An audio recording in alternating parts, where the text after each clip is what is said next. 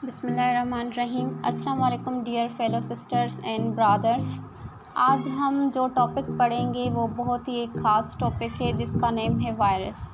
तो आज हम वायरस के बारे में पढ़ेंगे, वायरस की स्टडी करेंगे।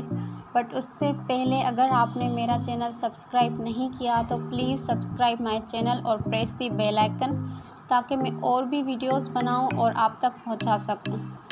तो चलिए हम स्टार्ट करते हैं। What is virus? वायरसेस हैं क्या? वायरसेस एक ऐसे ऑर्गेनिजम्स हैं, नॉन सेलुलर एंटिटीज़ हैं जो ना ही लिविंग होते हैं और ना ही नॉन लिविंग। वायरसेस को लिविंग और नॉन लिविंग ऑर्गेनिजम्स के बीच में रखा गया है। अब ऐसा क्यों? तो चले पढ़ते हैं। तो लिविंग ऑर्गेनिजम्स होते हैं, उनको ज़िंदा रहने के लिए ऑक्सीजन, वाटर और फूड की ज़रूरत होती है। और जो नॉन लिविंग होते हैं उनको ना ही ऑक्सीजन, ना ही वाटर और ना ही फूड की ज़रूरत होती है। बट जो वायरसेस होते हैं वो रेप्लिकेट भी करते हैं, वो अलाइव भी रहते हैं, but within host cell. वो होस्ट सेल के अंदर ही ज़िंदा रह सकते हैं, होस्ट सेल के बाहर वो ज़िंदा नहीं रह सकते। अब चलें, आप सोच रहे होंगे कि ये होस्ट सेल क्या है। तो होस्ट सेल वो सेल होते हैं जिन ऑर्गेनिजम्स पे वायरस अटैक करते हैं, उनके सेल को वो हम होस्ट सेल कहते हैं। और वायरसेस जिन ऑर्गेनिजम्स पे अटैक करते हैं, जिनको इन्फेक्ट करते हैं वायरस, और उनको वायरसेस की वजह से उन पे डिज़ीज़ का अटैक हो जाता है। ओके, वो सफ़र करते हैं किसी भी वायरल डिज़ीज़ से। और वायरसेस होस्ट सेल की जो मशीनरी है उसको यूज़ करके अपनी कॉपीज़ बनाते हैं। इसीलिए जो वायरसेस होते हैं वो सिर्फ लिविंग थिंग्स में ही अलाइव करते हैं। और हमारा एक क्वेश्चन है व्हाट इज़ वायरस, तो उसकी एक मैंने डेफिनेशन बनाई है जो एक सिंपल वर्ड्स में हम उसको बयान कर सकते हैं।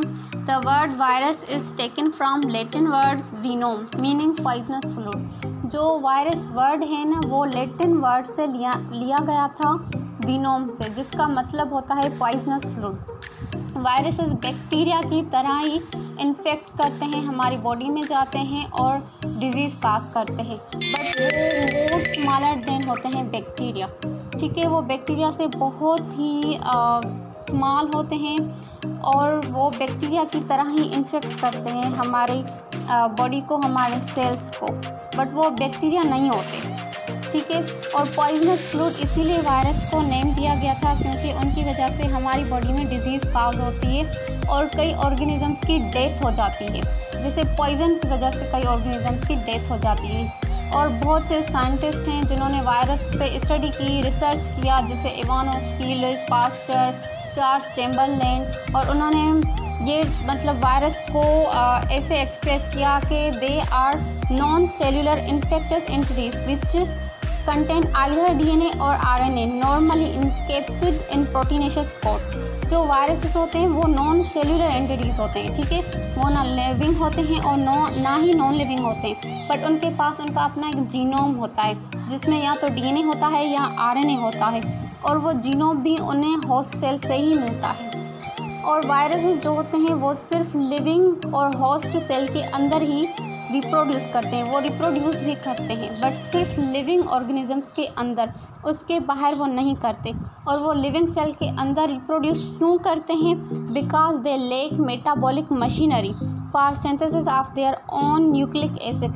वो अपना न्यूक्लिक एसिड खुद से नहीं बना सकते, इसीलिए वो क्या करते हैं कि लिविंग ऑर्गेनिज्म की जो मेटाबॉलिक मशीनरी होती है वो उसको इस्तेमाल करके अपनी कॉपीज़ बनाते हैं। तो वायरसेस जो हैं वो ना ही लिविंग हैं और ना ही नॉन लिविंग। जब वो किसी लिविंग ऑर्गेनिज्म के अंदर होते हैं तो तब वो लिविंग होते हैं, जब वो बाहर होते हैं तो वो नॉन लिविंग होते हैं।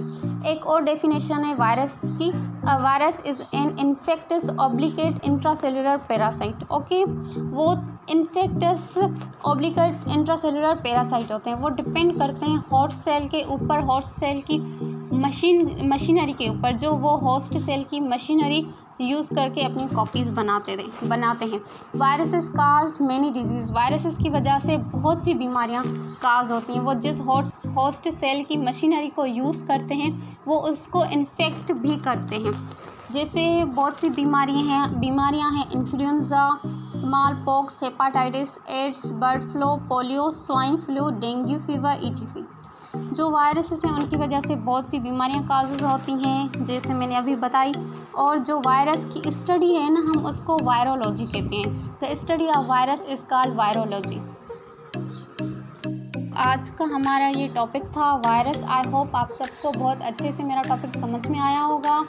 और अगर अभी तक आपने मेरा चैनल सब्सक्राइब नहीं किया तो प्लीज़ सब्सक्राइब दी चैनल और press the bell icon. Thank you very much. अल्लाह हाफ़िज़।